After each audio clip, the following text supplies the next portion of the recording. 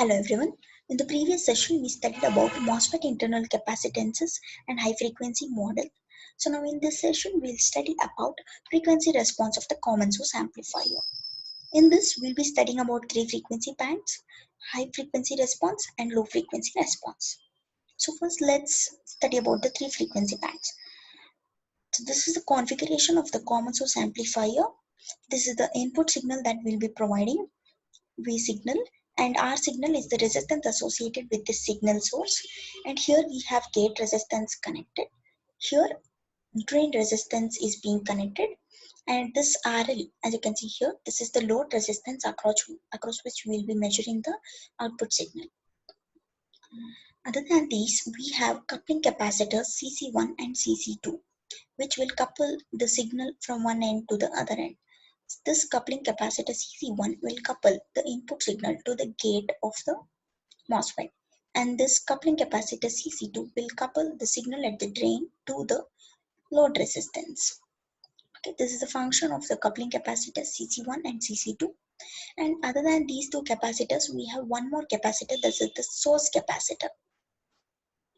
All these three capacitors will act as a short circuit at all frequencies of interest.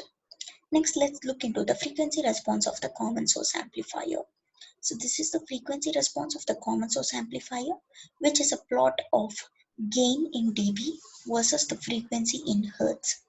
This gain is the ratio of output signal to the input signal, or output voltage to the input voltage. Output voltage is V0 and input voltage is the V signal that is being given. And one main thing that you have to observe in frequency response of CS amplifier is that it is divided into three regions: low frequency band, mid band, and high frequency band. So this is the curve of the frequency response of CS amplifier. Here you can see in low frequency band the gain is less, and in mid band the gain is constant and maximum, and in high frequency band the gain again falls off gradually. So in the mid band, the maximum and the constant gain is given by AM, which is equal to the ratio of output voltage and input voltage, that is given by minus RG by R signal into GM into the parallel combination of all the three resistances, that is RD, RL, and R0, that is a small signal equivalent resistance, output resistance. Okay. Next, this let's come back to the frequency response. Here the gain is maximum, isn't it? Now, as you have done in the lab, the same procedure is to be followed.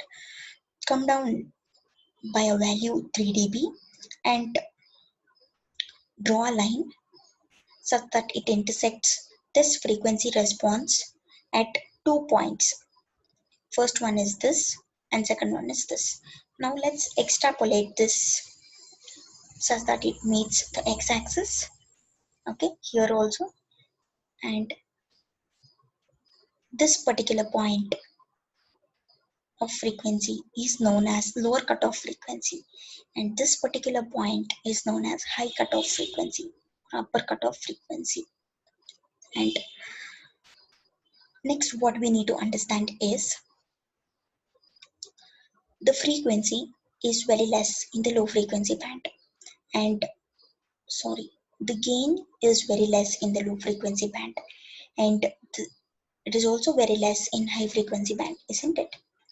So the reason for which the gain is very less or gradually increases in the low frequency band is due to the effect of the coupling capacitors CC1, CC2, and also the source capacitor CS. And the reason for less gain in the high frequency band is due to the effect of CGS and CGD that we came across in the previous session. CGS is the capacitor that is present between the gate and the source terminal. CGD is the capacitor that is present between the gate and the drain terminal. Okay, so what exactly happens is, see, in the low frequency band, the frequency is very less when compared to these frequencies, isn't it? So here the frequency will be 0, 1, 10, 20, 30, 40. It increases so on. The range of frequencies below FL is very less when compared to the others, isn't it?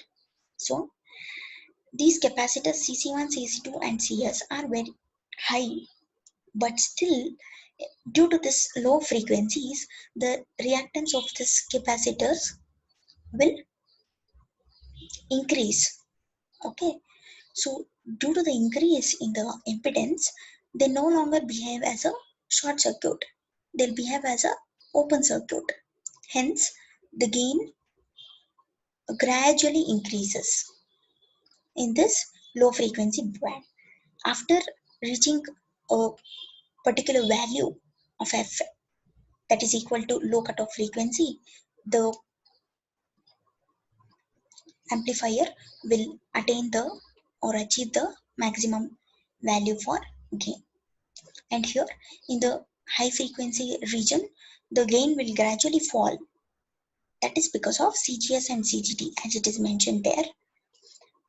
Their impedances will decrease. Their impedances will decrease for high frequencies because it is given 1 by 2 pi Fc. F is in the denominator. For high value of F, the impedance will decrease, isn't it? So due to this effect, they'll no longer be considered as open circuit. They'll behave as short circuit. Hence, the gain in this region will decrease. Here, we want them to act as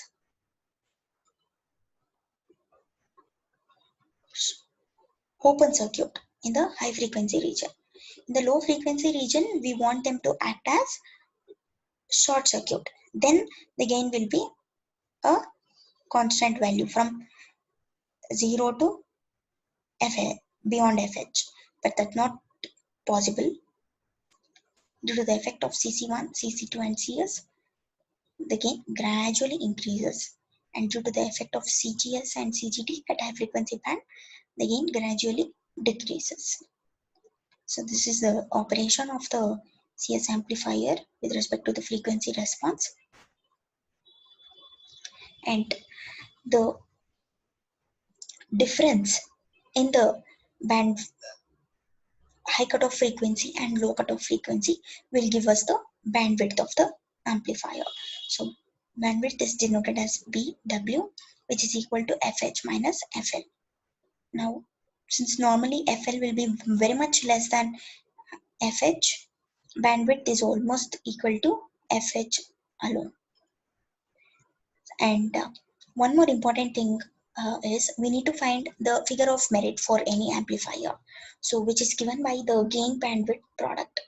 So this gain bandwidth product is denoted as GB, which is equal to gain bandwidth product, isn't it? Gain is AM and bandwidth is BW. So magnitude of AM into BW will give us the gain bandwidth product or the figure of merit of the amplifier. So this is about the frequency bands in CS amplifier. In the next session, we'll study about high frequency response and low frequency response.